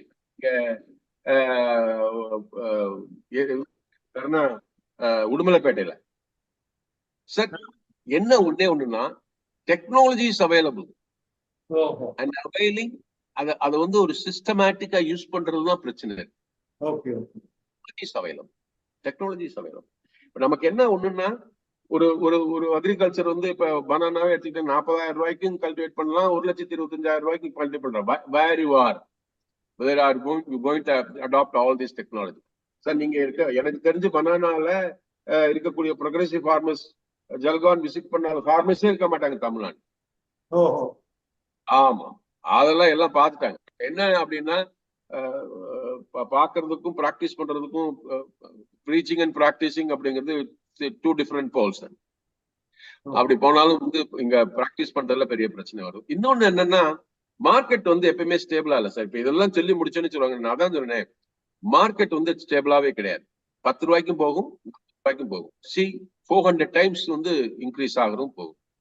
இதுக்கு ஏதாவது அவங்க பண்ணணும், அமைப்புகள் வரணும், விவசாயிகள் ஒன்று சேர வேண்டும். இல்லைன்னா விவசாயிகள் தங்களோட பொருட்களை ஹோல்ட் பண்ற கெப்பாசிட்டி வரணும். இல்ல அப்படின்னா கவர்மெண்ட் வந்து இந்த மாதிரி ஸ்டோரேஜுக்கு எவ்வளவு சப்சிடி கொடுத்து ஸ்டோரேஜ் குடவுன்ஸ் கொண்டு வர முடியுமோ கொண்டு வரணும். நான் முதவே நான் சொன்னேன், நான் என்ன சொல்லுவேன், நான் ஒரு பாயிண்ட் சொல்லுவேன், பட் எவ்வளவு தூரத்துக்கு எத்தனை பேருக்கு அப்ரிஷியேட் பண்ணுவாங்கன்னு தெரியல. யாரு ப்ராசஸிங்ல வர்றாங்களோ அவங்களுக்கு எல்லாமே கவர்மெண்ட் சப்போர்ட் பண்ணும், எந்த விதமான இல்லாம. இப்ப மாம்பழம் அப்படின்னு எடுத்துக்கிட்டீங்கன்னா ப்ராசஸ் பண்றதுக்கு, மாம்பழம் ப்ராசஸ் பண்றதுக்கு லோன் வாங்குறான் ப்ராசஸர் அப்படின்னா அவனுக்கு ஹெல்ப் பண்ணணும். இல்லைன்னா அவன் 5 ரூபாய்க்கு வரைக்கும் வெயிட் பண்ணிட்டு இருப்பான். நீங்க ஹெல்ப் பண்ணி கவர்மெண்ட் ஹெல்ப் பண்ணீங்கன்னா 10 ரூபாயில ப்ரொக்யூர் பண்ணுவான். இந்த 10 ரூபாய் ப்ரொக்யூர் பண்ற போது ஃபார்மர் வில் பி பெனிஃபிட். ஏன்னா அவங்களுக்கு என்கரேஜ் நல்லா தெரியும் ப்ராசஸஸ்க்கு. ஏன்னா என்ன அப்படின்னா ப்ராசஸஸ் வந்து நீ மாதிரி உள்ளுக்கு வரவங்களை உள்ளுக்கு கொண்டு வந்தா மட்டும்தான் அக்ரிகல்ச்சர் சர்வைவ் ஆகும். நீங்க வேஸ்ட் ஆகிற பொருள் இது எல்லாமே வந்து 2 நாள் 3 நாள் கெட்டு போற பொருள். அப்போ ப்ராசஸஸ் என்ன நீங்க வந்து அவங்களை என்கரேஜ் பண்ணணும். அதை வந்து ஒரு அக்ரிகல்ச்சர் மாதிரியே பார்க்கணும். நீங்க கிரேட்ஸ் அப்படிங்கிறது வந்து அக்ரிகல்ச்சர் ப்ராடக்ட், அதுல வேஸ்ட் ஆகாம இருக்கிறது விவசாயிக்கு பெனிஃபிட் ஆகும். ஏன்னா ட்ரேடர் வந்து கண்டிப்பா வேஸ்ட் ஆகிற பொருளுக்கு அவன் விலை எடுத்துக்க மாட்டான். அப்போ விவசாயிட்டு தான் வைப்பான். நல்ல டேமேஜ் ஆகலைன்னா 10 ரூபாய்க்கு கொடுக்குவான். டேமேஜ் ஆகிறது மாதிரி இருந்துச்சுன்னா அவன்கிட்ட 5 ரூபாய்க்கு 4 ரூபாய்க்கு தான் வாங்குவான்.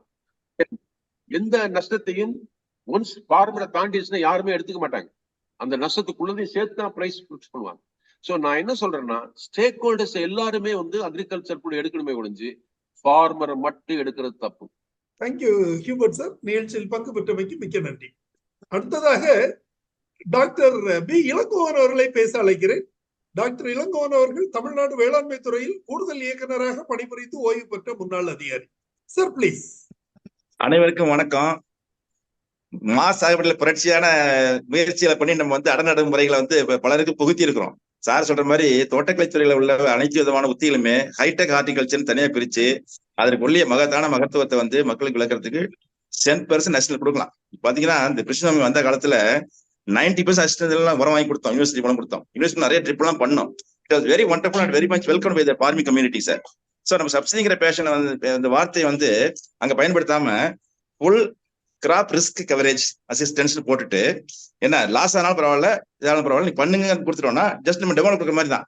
So it will B wonderful affair for the performance. Sir சொல்ற மாதிரி நல்ல பாயிண்ட் வந்து தமிழகம் முழுசு நான் வந்து எனக்கு வந்து அதிர்ஷ்டத்துல வந்து பல மாவட்டங்களை பார்த்ததுல இந்த வாழை சாடு வரைக்கும் வந்து நிச்சயமா வந்து ஒரு நல்ல தண்ணி வசதி ஃபுல்லா உள்ள அது குட் வாட்டர் உள்ள இடத்துல தான் போடணும் வாழை.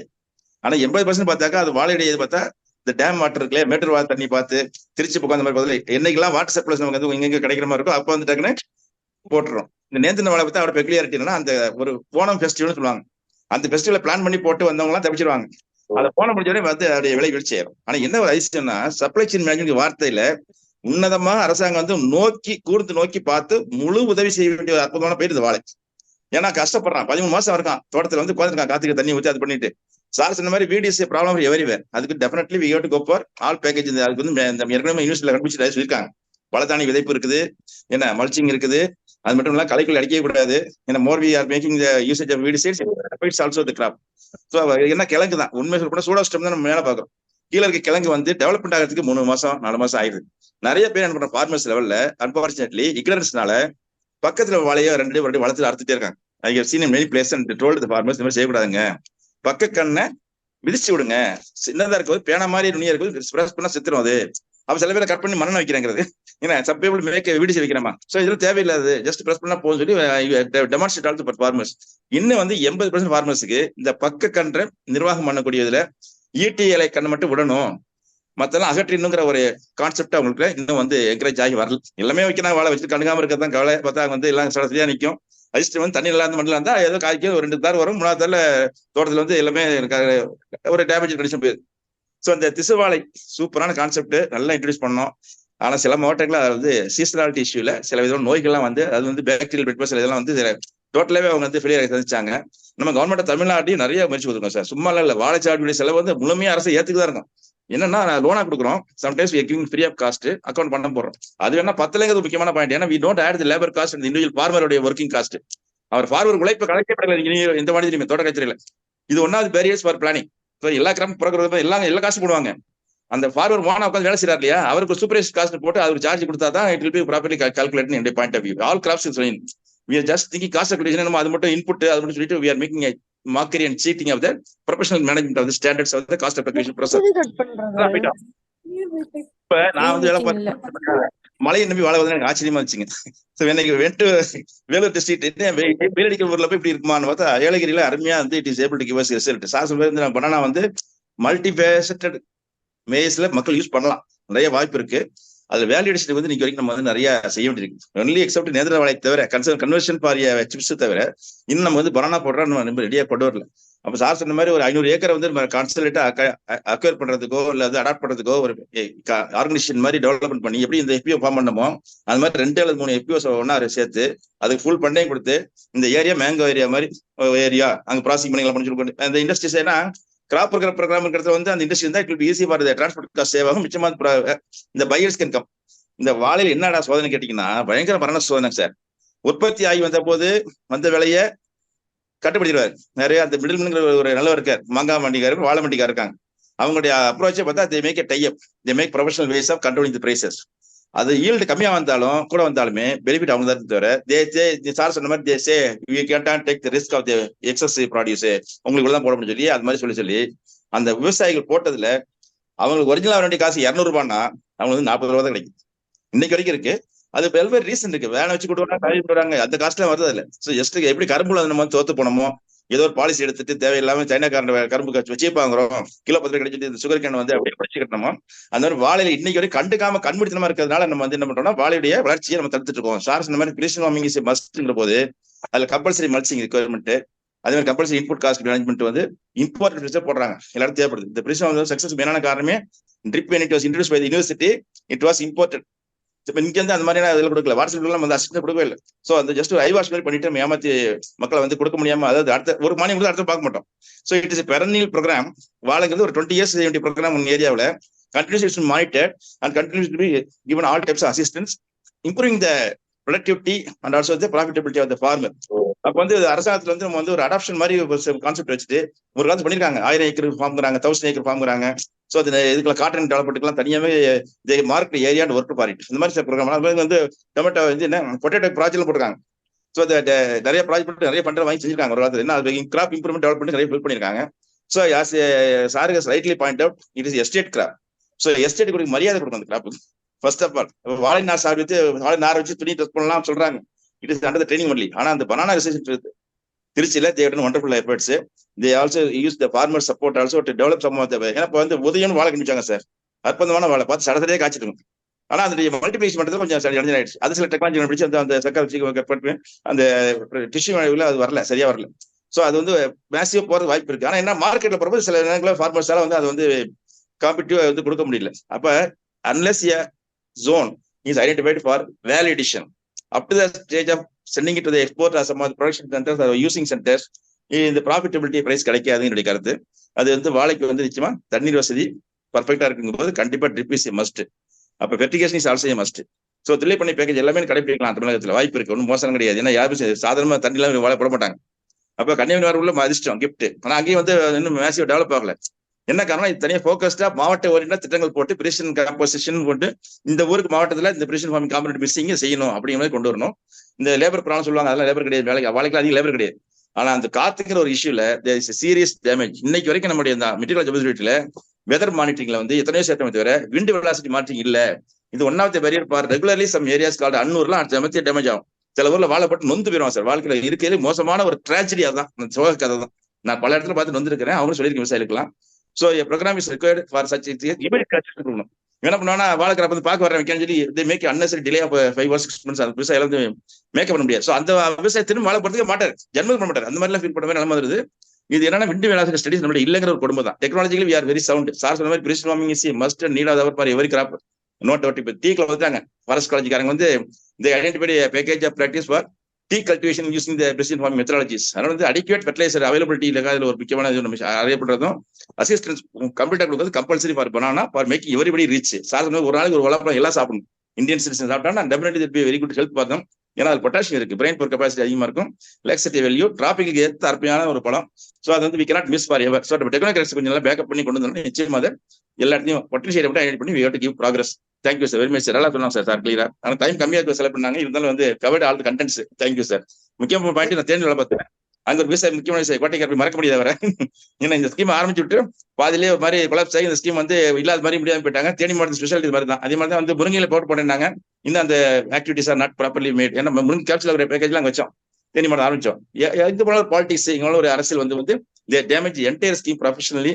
அவங்களுடைய திறமையை வச்சு இது make only assistance and packet போடுறாங்க. இது காரணமே சார் சொன்ன மாதிரி ஆர்கனைஸ் அட்டெம்ப்ட் from 0 to 2 வரைக்கும் இல்லாதெல்லாம் வந்து சேலஞ்ச் தான். இதையாவது அது ஒரு பாடமாட்டோட we have to develop package for making everybody success in banana cultivation. Thank you sir. அடுத்ததாக திரு கந்தசாமி அவர்களை பேச அழைக்கிறேன். கந்தசாமி அவர்கள் திண்டுக்கல் மாவட்டம் ஒட்டன்சத்திரத்தை சார்ந்தவர். ஆனா பிளீஸ். அனைவருக்கும் வணக்கம். இன்றைய உரையிலே வெளிநாட்டு துல்லிய வேளாண்மைக்கும் நமது நாட்டு துல்லிய வேளாண்மைக்கும் இடையில் உள்ள வேறுபாடுகளை மிகவும் சீரிய முறையிலே விளக்கி கூறினார்கள். நமது முறையிலே கூட மண் பரிசோதனையிலிருந்து அறுவடை வரை ஒவ்வொரு செயலும் துல்லியமாக கணக்கிட்டு இந்த துல்லிய வேளாண்மை வாழையிலே செய்தால் நிச்சயம் லாபம் கிடைக்கும் என்கின்ற ஒரு ஆராய்ச்சி உண்மையை கூறியிருக்கின்றார்கள். சுருக்கமாக கூறப்போனால் இந்த வாழை துல்லிய வேளாண்மை மிக அதிக தொழில்நுட்பங்கள் கொண்டு சிறப்பாக செயல்முறைப்படுத்தக்கூடிய ஒன்று. அதில் எல்லளவு மையம் இல்லை. ஆனால் இந்த துல்லிய வேளாண்மை அதிக பரப்பளவு இருக்கும்பொழுதுதான் செய்வதற்கு உகந்தது என்ற ஒரு கருத்தையும் சொன்னார்கள். அதுபோல ஒரு சாதாரண சராசரி விவசாயி துல்லிய வேளாண்மை நமது நாட்டில் செய்ய இயலாத ஒரு நிலைதான் என்று இருக்கிறது. இது போன்ற வேளாண்மையை செய்ய அதிக பரப்பளவு ஒரு குழுக்களாக இணைந்து செய்யும் பொழுது இந்த துல்லிய வேளாண்மை செய்வதற்கு வாய்ப்புகள் உண்டு என்கின்ற உண்மையை சொல்லியிருக்கின்றார்கள். மேலும் இந்த துல்லிய வேளாண்மை செய்தால் லாபம் அதிகம். இதிலே நான் ஒரு மிகச்சிறந்த ஒரு ஆராய்ச்சி குறிப்பு கண்டது. நாங்கள் கல்வி கற்ற காலத்திலே இந்த பிளாஸ்டிக் மல்ச்சிங் பற்றி அதிகம் கற்பிக்கவில்லை என்பது எனது கருத்து. அந்த பிளாஸ்டிக் மல்ச்சிங் இப்பொழுது சமீபத்தில் கண்டுபிடிக்கப்பட்ட ஆராய்ச்சி உண்மை. அவைகளையெல்லாம் இந்த துல்லிய வேளாண்மையிலே பயன்படுத்தி அதனால் என்னென்ன நன்மைகள் ஏற்படுகிறது என்கின்ற ஆராய்ச்சி நன்மைகளையும் நமக்கு கிடைத்துத்தார்கள். எனவே இன்றைய தினம் துல்லிய வேளாண்மை வாழையிலே எப்படி செய்ய முடியும் என்கின்ற சிறப்பான ஆராய்ச்சி கருத்துக்களை நமக்கு வழங்கிய பாலமோகன் அவர்களுக்கு பாராட்டுதல்களையும் நன்றிகளையும் சொல்லி, எனக்கு இந்த சிற்றுரைக்கு வாய்ப்பளித்த நண்பர் ஜோ அவர்களுக்கு நன்றி சொல்லி எனது சிறிய உரையை முடிக்கிறேன். நன்றி, வணக்கம். நன்றி திரு கந்தசாமி சார், உங்கள் கருத்துக்களுக்கு நன்றி. Doctor Balamohan sir, doctor Ilangovan மற்றும் டாக்டர் திரு கந்தசாமி ஆகியோர் பேசிய கருத்து தொடர்பான உங்கள் கருத்துக்களை தெரிவிக்கலாம். அதாவது சார் சொன்னதுல வந்து இந்த மார்க்கெட்டிங் அப்படிங்கறதுல வந்து இது ரொம்ப என்ன சொல்றது சார், ஒரு ஒரு டெலிகேட் ஏரியா மார்க்கெட்டிங் அப்படிங்கிறது. என்ன அப்படின்னா நீங்க வந்து நான் வந்து மார்க்கெட்ல போய் ஒரு ஹில் பனானா வாங்கும்போது 120 ரூபா கிலோ, ஒரு கிலோ 120 ரூபாய். அதே மாதிரி நேந்திரன் வாங்க போனா 60 ரூபாய் கிலோ. ஆனா ஃபார்மருக்கு கிடைக்கிறது 15 ரூபாய் அப்படின்னு இருக்கு. இந்த 15 ரூபாய்க்கும் 60 ரூபாய்க்கும் இடையில இருக்கக்கூடிய ஒரு பெரிய வித்தியாசம். இது யாரெல்லாம் எப்படி ஷேர் ஆகுது அப்படிங்கிறதுக்கான ஒரு எந்த விதமான இதுவும் கிடையாது. அதாவது இப்போ ஒரு நம்ம வந்து டெமோக்ராட்டிக் கண்ட்ரிங்கிறோம். அமெரிக்கால ஒரு ஒரு ஒரு இது இருக்கு சார், ஒரு லா இருக்கு. எப்படி இருக்குன்னா, ஒரு பொருளை ஒருவர் வாங்கி விற்கும் போது 10% மேல லாபம் வைத்து விற்றால் அவரை வந்து ப்ராசிக்யூட் பண்ணுவோம். இதுக்கு முன்னாடி சொல்லியிருக்கேன்னு நினைக்கிறேன். நான் வந்து அங்க அமெரிக்கன் இதுல போகும்போது, மிச்சிகன் ஸ்டேட் யூனிவர்சிட்டிக்கு போகும்போது சப்ளை செயின்ல சொன்னாரு. அப்போ நீங்க இந்த மாதிரி க்ளோஸ் மானிட்டரிங் அப்படிங்கிற ஒரு சிஸ்டம் இருந்து யாருக்கு எங்கே பங்கு அதிகமா இருக்கிறது, உற்பத்தி செய்பவனுக்கு குறைவான பங்கு வருகிறது அப்படிங்கிற போது என்ன செய்யலாம் அப்படிங்கிறதுக்கு யோசனையே இல்லாம இருந்தா என்ன யோசனை செய்ய முடியும்? அதுக்கு ஏதாவது ஒரு பயாமீடியா நம்ம பார்க்கணும். அதுக்கு இமீடியட்டா நான் சொல்றத உடனே இவங்களெல்லாம் கூப்பிட்டு பாவம் விவசாயி, ஏன்னா கொஞ்சம் யோசிச்சு பாருங்களேன், இவர்கள் அனைவருக்கும் தேவையான பொருட்களை விவசாயி உற்பத்தி செய்யவில்லை என்றால் இவங்களுக்கு வேலை இல்லை. இதுல வர செயின்ல இருக்கவங்களுக்கு யாருக்கும் வேலை இல்லை.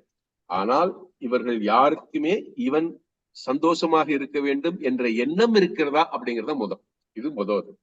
இதை நம்ம எப்படி இன்கார்பரேட் பண்ணி இவங்களெல்லாம் இன்கல்கேட் பண்ணி இவங்கள்ட்ட எல்லாம் புரிய வைக்க முடியுமா அப்படின்னு தெரியல. ஆனா முதல் ஸ்டெப் என்ன அப்படின்னா, இந்த இந்த இந்த மாதிரியான பொருட்களை தரம் பிரித்து அதை வந்து வேல்யூ அடிஷனுக்கு ஏதாவது ஒரு வகையில ஹெல்ப் பண்ணா நல்லா இருக்கும் பாக்குறேன். அதுக்கு என்ன ஹெல்ப் பண்ணணும் அப்படிங்கிறது எனக்கு தெரிஞ்ச ஒண்ணு மட்டும் சொல்லிட்டு நிறுத்திக்கிறேன். ப்ராசஸிங்லயும் இதுல வரவங்களுக்கு இன்வெஸ்ட்மெண்ட்லயும் அதே மாதிரி அவங்களுடைய ஃபர்ஸ்ட் எஸ்டாப்ளிஷ் பண்றதுக்கு வேண்டிய ஒரு 5 years 10 yearsக்கு எவ்வளவு டாக்ஸ் இது கொடுக்க முடியுமோ, ரிலாக்ஸேஷன் கொடுக்க முடியுமோ அப்படி கொடுத்தா இன்வெஸ்டர்ஸ் உள்ளுக்கு வருவாங்க.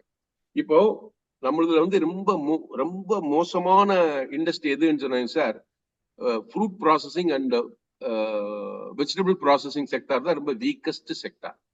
உற்பத்தி ஆவதில் ஒரு 5% கூட இதெல்லாம் ப்ராசஸிங்குள்ள வரவே இல்லை. அப்போ ப்ராசஸிங்னு ஒரு இண்டஸ்ட்ரி வரும்போது ஒரு செகண்ட் கிரேட் தேர்ட் கிரேட் அவங்க அப்சார்ப் பண்ணிட்டாங்கன்னா கிரேட் ஆகி வெளியே போகும்போது அவங்களுக்கு விவசாயிக்கு கொஞ்சம் நல்ல வருமானம் கிடைக்கும். அப்போ எனக்கு ஒண்ணு மட்டும், அக்ரிகல்ச்சர் இண்டஸ்ட்ரி வளரணும்னா ப்ராசஸிங் இண்டஸ்ட்ரி வளரணும். அப்போ அதை என்கரேஜ் பண்ற மாதிரி பாலிசிஸ் இருக்கணும். இப்போ உதாரணத்துக்கு சார், ஒரே டைம்ல 7 லட்சம் டன் மாம்பழம் ஒரு 3 மாசத்துக்குள்ள வந்தா தின்னு முடிக்கவே முடியாது. நல்ல ஃபுல் ஃபிளஜ்டு மேங்கோ நல்ல ஈல்டு வரணும்னா 7 lakh tons 5 ரூபாய்க்கு வந்துடும் கிலோ. விவசாயி அறுவடை பண்ற காசு கூட இருக்காது. இப்ப இந்த 7 லட்சம் டன் வரும்போது ஒரு 3 லட்சமோ 4 லட்சமோ ப்ராசஸ் பண்ண எடுத்துட்டோம்னா farmer will be getting around 10 rupees a kilo. அப்போ ஃபர்ஸ்ட் அண்ட் ஃபார்மோஸ்ட் இது வந்து டைவர்சிஃபை பண்றது, market, export market, domestic market, processing அப்படிங்கிற டைவர்சிஃபை பண்றது. ஒண்ணு இல்ல சார், ஒரு வியாபாரி இருக்கிற போது அவன் தான் பொருளுக்கு விலை நிர்ணயம் பண்ணுகிறான். 3 வியாபாரி இருக்கும்போது காம்படிஷன் வந்துடும். அப்போ காம்படிஷன் வர்ற மாதிரி ப்ரொக்யூர்மெண்ட், அதாவது மார்க்கெட்டிங்ல சேஞ்சஸ் கொண்டு வரணும்னா ஒண்ணு ப்ராசஸிங்கை என்ஹான்ஸ் பண்ண. அப்ப என்ன அப்படின்னா, ஒரு பார்ட் இன்னைக்கும் சொல்லுவாங்க. ஏன்னா எதுக்கு சொல்லுவாங்கன்னா, வெங்கடசாமி அப்படின்னு சொல்லிட்டு ஒரு ஜாயிண்ட் டைரக்டர் இருந்தார் சார் தர்மபுரியில. அவரு தான் முத மேங்கோ பல்பிங் யூனிட் ஆரம்பிச்சார்.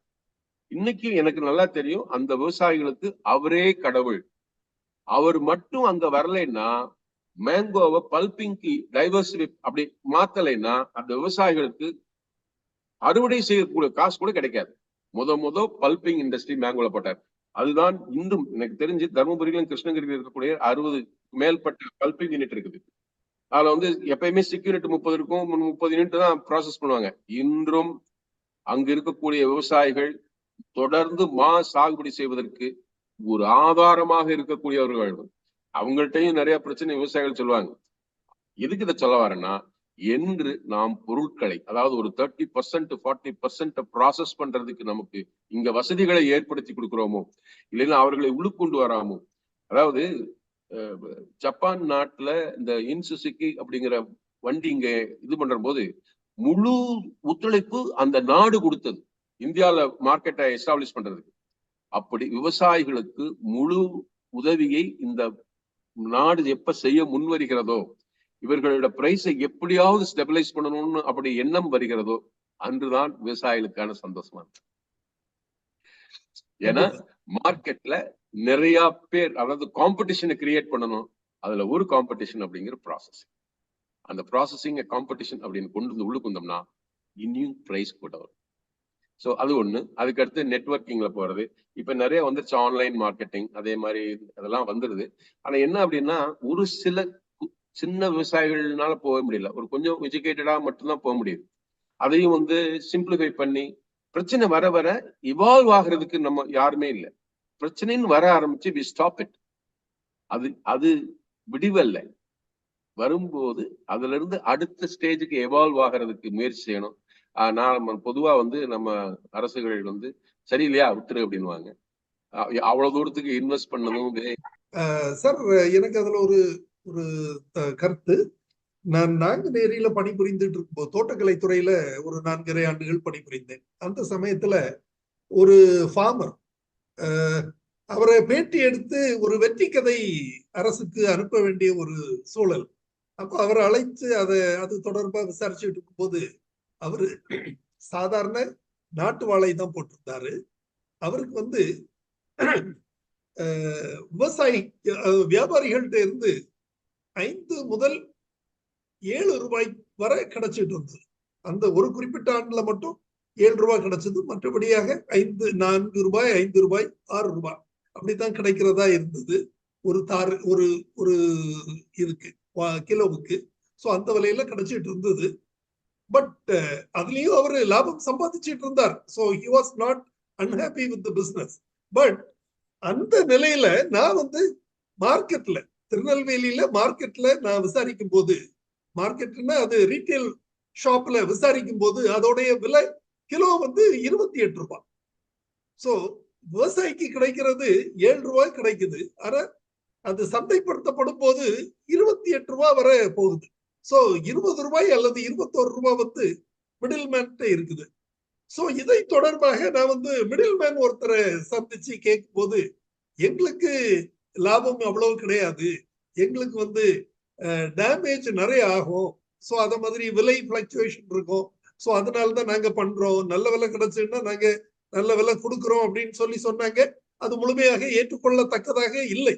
இருந்தாலும் இது வந்து எப்படி இதை நாம கட்டுப்படுத்த முடியும்னு சொல்லி நீங்க முந்தைய மீட்டிங்ல ஒரு தகவல் சொன்னீங்க. சப்ளை செயின் மேனேஜ்மெண்ட் அப்படின்னு சொல்லி வரும்போது ட்ரேசபிலிட்டி, எந்த விவசாயி உற்பத்தி பண்ணாரு, என்னென்ன மருந்து அல்லது உரங்களை பயன்படுத்தினாரு, அதோட குவாலிட்டிக்கு அவர் பொறுப்பு ஆகிறாரு. சோ என்ன குவாலிட்டியில அவர் உற்பத்தி பண்ணாரு, தென் அத மாதிரி அதை சந்தைப்படுத்தும் போது எந்தெந்த மிடில் மேன் அதை ஹேண்டில் பண்ணாங்க, அவங்களுடைய லாபம் என்ன, எல்லாமே அதுல வரும்போது, அதாவது எல்லாமே டிரான்ஸ்பேரண்டா ஆகும்போது இந்த பிரச்சனைகள் தீரும்னு நினைக்கிறேன். இல்லையா சார்? கண்டிப்பா சார். இன்னும் என்ன அப்படின்னா, இந்த செயின்ல வந்து தேவையில்லாதவர்கள் எல்லாம் வருகிறார்கள். உதாரணம் சொல்றேனே, இப்ப மால இந்த விவசாயிட்ட ஒரு 10 ஏக்கர் நிலம் இருக்குது, 10 ஏக்கர் மா இருக்குது, அங்க போனா மாம்பழம் கிடைக்கும் அப்படின்னு ஒரு தகவல் சொல்றான் பாருங்களேன், அவனுக்கும் காசு இருக்கிறது. அப்போ இதுல இருந்து ஆரம்பிக்கும். நான் என்ன சொல்றேன்னா, the man who is not connected with the farming or handling ஒண்ணுமே செய்யல, but one who is passing the information to the next fellow. இங்க இருக்கு இவன்ட்ட போ அவன்கிட்ட போ. இந்த நெட்வொர்க் பண்றவங்களுக்கே காசு இருக்கு. இது ஒண்ணு. ரெண்டாவது வந்து கவர்மெண்ட் வந்து வேஸ்ட்ன்னு சொல்றாங்க இல்லையா, அந்த 33% வேஸ்ட். எந்த பாயிண்ட்ல அதை எப்படி தீர்க்க முடியும்? இப்ப வந்து பழத்தை வந்து கிரேட்ஸ்ல போட்ட பின்னாடி அதனுடைய டேமேஜுக்கும், கூடையில போட்டதுக்கு டேமேஜுக்கும், இந்த மாதிரி இப்போ நீங்க கிரேட்ஸுக்கு சப்சிடி கொடுக்கலாம், உரத்துக்கு சப்சிடி கொடுக்கலாம், கிரேட்ஸுக்கு சப்சிடி கொடுக்கலாம். எப்படி சப்சிடி கொடுக்கலாம்னா, ட்ரேடர் வாங்கக்கூடிய கிரேட்ஸுக்கு காசு சப்சிடி கொடுத்தோம்னா ட்ரேடர் அந்த காஸ்ட்டை விவசாயம் மேல வைக்க மாட்டான் சார். இவனுடைய எல்லா எஸ்டாப்ளிஷ்மெண்ட்டையும் எங்க கொண்டு போய் வைக்கிறான்? கிரேட்ஸ் வாங்குறதுல இருந்து எல்லாமே இவன் தலையில வைக்கிறான். இப்போ இதை ஸ்ப்ரெட் பண்றதுக்கு நம்ம என்ன பண்றது? அதாவது நான் என்னன்னா, ஒரு கிராப் ஸ்டடிஸ் நான் தான் சொல்றேன், வாழைப்பழம் 39 பைசாவுக்கு உற்பத்தி ஆகிற வாழைப்பழம் ரயில்வே ஸ்டேஷன்ல 6 ரூபாய். 39 பைசா ப்ரொடக்ஷன் காஸ்ட் 6 ரூபாய். இது வந்து are we not cheating the consumers? Are actually அவங்களை வந்து நியாயமா பட முடியுமா? 40 பைசாக்கு உற்பத்தி ஆகிற பழத்தை 6 ரூபாய் இதுன்னு காரா ஒன்ற பண்ணல சார். இப்ப இந்த இதை ஏன் வந்து கன்சியூமர் மேல வைக்கிறீங்க? இதுல ஏன் குறைந்த லாபத்தை விவசாயிட்ட கொடுக்குறீங்க? இப்ப இதுல வர்றதுல வந்து என்ன செய்யலாம் அப்படிங்கறது நம்ம யோசிக்கலாம். இது ஒரு நாள்ல நடக்கக்கூடிய சமாச்சாரம் கிடையாது. ஆனா யோசிப்பதற்கான மிக முக்கியமான ஒன்று. விவசாயத்தை விட்டு வெளியே போய்விட்டால் நம்ம கையேந்த வேண்டியது. அவர்களை அதான் சொல்றேன், இந்த உலகத்தில் இன்னைக்கு நிலைமையில முக்கியமான ஆள்னா நம்ம ஒரு நடிகரை சொல்றான், அவனை சொல்றான், இவனை சொல்றான். ஒருத்தம் கூட உணவு உற்பத்தி செய்யும் விவசாயி முக்கியமானவன் என் வாழ்வில் அப்படின்னு நினைக்கிறதே இல்லை.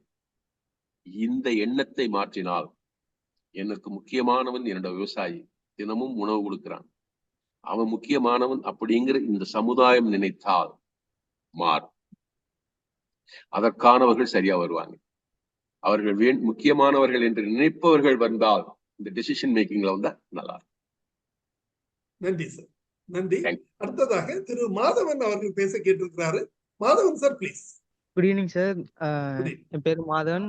I'm an BSc agriculture 4th year. I'm in ராவே ப்ரோக்ராம்.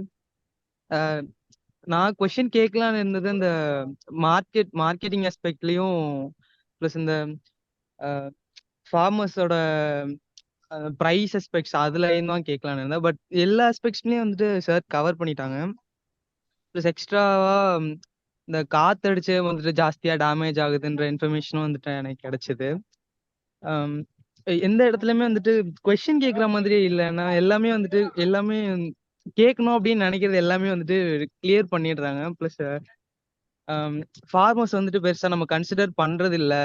நம்ம ஃபார்மரும் வந்துட்டு அடி வாங்குறாங்க, ப்ளஸ் அந்த கன்சியூமரும் அடி வாங்குறாங்க. நடுவில் இருக்கவங்க மட்டும் அந்த சப்ளை செயின்ல இருக்கிற நடுவில் இருக்கவங்க மட்டும்தான் மேஜரா வந்துட்டு ப்ராஃபிட்ஸ் இருக்கு அவங்களுக்கு அப்படின்றது வந்துட்டு தெரிஞ்சுக்க முடியுது. ப்ளஸ் டெக்னிக்கல் ஆஸ்பெக்ட்ஸ்ல வந்துட்டு ஃபார்மர்ஸ் ரொம்ப அடி வாங்குறாங்க. லைக் எந்த மாதிரி பெஸ்டிசைட்ஸ் அப்ளை பண்ணோம், இல்லை எந்த மாதிரி இரிகேஷன் சேனல்ஸ் அப்ளை பண்ணோம் அப்படின்றது இருக்கு. ப்ளஸ் அந்த நம்ம ப்ரெசிஷன் ஃபார்மிங் பத்தி பேசிட்டு இருந்தோம், சார் பேசிட்டு இருந்தாங்க. ப்ளஸ் அது அப்ளை, அதாவது இம்ப்ளிமெண்ட் இனிஷியல் காஸ்ட் வந்துட்டு ஜாஸ்தியா இருக்கும் அப்படின்றது என்னோட இது. அதை செஞ்சு முடிச்சிட்ட பிறகு ப்ரொடக்ஷன் காஸ்ட் வந்து ரொம்ப கம்மியா இருக்கும் அப்படின்றது தெரியும். அது ஒண்ணு. எனக்கு கொஸ்டின்ஸ் எதுவுமே இல்லை சார். ஏன்னா வந்துட்டு நான் கேட்கணும்னு நினைச்சது எல்லாத்தையுமே நீங்க டிஸ்கஸ் பண்ணிட்டீங்க தான், நீங்களாவே டிஸ்கஸ் பண்ணிட்டீங்க. It was really I opening session for me. Thank you Thiru Madhavan, உங்களுடைய கருத்துக்கு மிக்க நன்றி. அடுத்ததாக திரு தினகர் பாபு பேசுறதுக்கு கேட்டிருக்கிறாரு. தினகர் பாபு ப்ளீஸ். தினகர் பாபு, ராணிப்பேட் மாவட்டம் சார். காந்திய பொருளாதாரம் அப்படின்ட்டு ஒரு கான்செப்ட் சொல்லுவாங்க. அந்தந்த ஊர்ல விளையிற பொருட்களை அந்தந்த ஊர்லயே சாப்பிடணும், வெளியில இருந்து எங்கேயும் வாங்காம அங்கங்கே சாப்பிட்றதுனால அந்த விவசாயத்துக்கு ஒரு பிரயோஜனமா இருக்கும். அந்தந்த உற்பத்தியுடைய பொருட்களுக்கும் மதிப்பு இருக்கும். அதுமாரி அந்த கான்செப்ட் சொல்லும். இப்போ எனக்கு வாழைப்பழம் இங்கே எங்க ஊர்ல கிடைக்கிறதா தெருவில் ஒரு அம்மா எடுத்துக்குவாங்க. அவங்க தோட்டத்துல விளையிற வாழைப்பழத்தை அந்த அம்மா எடுத்துன்னு வருவாங்க, நல்லா எடுத்துட்டு போயிடுவாங்க, எதுவும் மிச்சம் எடுத்துன்னு போக மாட்டாங்க. இது ஒண்ணு. எங்க ஊர்ல ஒரு வாழைப்பழம் கடை வச்சிருக்காரு, குறிப்பா வாழைப்பழம் கடை. எல்லா வித வாழைப்பழம் வச்சுன்னு வைப்பாரு. அது எங்க வருதுன்னு தெரியாது, ஆனா அவரும் அந்த நல்லாதான் வைக்கிறாரு. இந்த வாழைப்பழம் கடையும் ஒரு எங்க ஊர்ல இருக்கிற பல விவசாயிகள் எல்லாம் ஒண்ணு சேர்ந்து ஒரு கடை மாதிரி வாழைப்பழம் கடை வச்சாலும் அதுவும் சக்சஸ் தான் ஆகும். ஃபுட் செயின் வந்து ரொம்ப தூரத்துக்கு போகாது, சின்னதாவே இருக்கும். அவங்களுக்கு டிரான்ஸ்போர்ட்ல இருந்து எத்தனையோ கம்மியாகவும் நல்ல லாபமும் விவசாயிங்க எடுக்கலாம். இது அந்தந்த ஊர்ல ஒவ்வொரு கடைங்க வாழைப்பழம் கடைகளை வச்சாவே, பழ கடைகள் வைக்கிறத குறிப்பா வாழைப்பழம் கடை வச்சாவே நல்லா போகுது சார். இது என்னுடைய தாழ்மையான கருத்து. அது என்ன தினகர் என்னன்னா, வாழைப்பழ கடையை வச்ச பின்னாடி அவரு வியாபாரி ஆயிடுறாரு, அவரு விவசாயி இருக்க மாட்டார். என்னைக்கு பணம் கையில புரள ஆரம்பிக்குதோ அப்போ தான் எல்லாமே செய்யணும்னு நினைப்பு வந்துடுது. அதான் ஒரு பெரிய ப்ராப்ளம். இதுல என்ன ஒண்ணுன்னா, நீங்க சொன்னதுக்கு ஒரு ஒரு ஒரு உண்மையா கரெக்டான ஒரு முடிவு அப்படின்னா, ஃபார்மர் ப்ரொடியூசர் ஆர்கனைசேஷன் அப்படின்னு கவர்மெண்ட்ல கிட்டத்தட்ட 10,000 பண்ணணும் அப்படின்னு சொல்லிட்டு சென்ட்ரல் கவர்மெண்ட் சொல்லியிருக்கு. விவசாயிகளை எம்பவர் பண்றதுக்கு அதை விட ஒரு பெரிய வெஹிக்கிள் கிடையாது. ஆனா அதை பத்தி எந்த விவசாயம் யோசிச்சு பார்க்கறது, அதோட உண்மையான பயனை நோக்கி பயணப்படுவதில்லை. நம்மளோட பெரிய பிரச்சனை அப்படிங்கிறது நான் தான் பிரச்சனையா இருப்பேன் எல்லாமே. அதாவது எப்படி சொல்றது, ஒரு ஒவ்வொரு இதுக்கு சொல்றதுக்கும் நம்ம தான் பிரச்சனையா இருப்போம். விவசாயிகளுக்கு விவசாயிகளே பிரச்சனை. ஏன்னா அவங்கள்ட்ட ஒற்றுமை இல்லை. என்று ஒன்று சேர்க்கிறார்களோ, ஒரு குடையின் கீழ் வருகிறார்களோ, அன்று அவர்களுடைய எல்லா ப்ராப்ளம், அதாவது பிரச்சனைகள் எல்லாம் தீரும். என்றைக்கு அந்த குடைக்குள் வருகிறார்கள் என்பதை நாம் தான் பொறுத்திருந்து பார்க்கணும். வேற யார்ட்டுமே கிடையாது, விவசாயிகளுடைய கோர்ட்ல இருக்கு. they have to play the ball. அதான் உண்மை. ஆனா நாம எல்லாரும் சேர்ந்து அவங்களுக்கு உதவி செய்யணும் அப்படிங்கிறது முக்கியம். ஆனா நம்ம எப்படி சொல்றது, ப்ராப்ளம் அப்படிங்கிறதுக்கு யார் சொல்றாங்களோ அவங்கதான் ப்ராப்ளம். எனக்கு இந்த ப்ராப்ளம் இருக்கு அப்படின்னா solution is also with them. என்னன்னா அதை நோக்கி பயணப்படவில்லை. அதை நம்ம புரிஞ்சுக்கணும். இன்றும் அதான் சொல்ல, நான் நிறைய சொல்லியிருக்கேன், ஒரு குண்டூசி உற்பத்தி செய்யக்கூடியவன் 100 குண்டூசிகளை பேப்பர்ல சொருகிவிட்டு அதனுடைய விலையை அவனே நிர்ணயிக்கலாம். அப்படின்னா 10 ஏக்கர் சாகுடி பண்ணக்கூடிய விவசாயி 150 டன் உற்பத்தி பண்ணக்கூடிய விவசாயினால் தன்னோட பொருளுக்கு உற்பத்தி செய்யும் விலை நிர்ணயம் பண்ண முடியவில்லை என்றால் அவன் யோசிக்க வேண்டிய நேரம் ஏன் என்று யோசிக்க வேண்டிய நேரம். அப்படின்னா தான் மட்டும் செய்ய முடியாது, ஒரு குழுவாக செய்ய வேண்டும். அப்படின்னா ஒரு குழுவாக செய்ய வேண்டும் என்ற எண்ணத்தோடு பயணப்பட்டால் பக்கத்திலே இருக்கு அதுக்கு சொல்யூஷன்.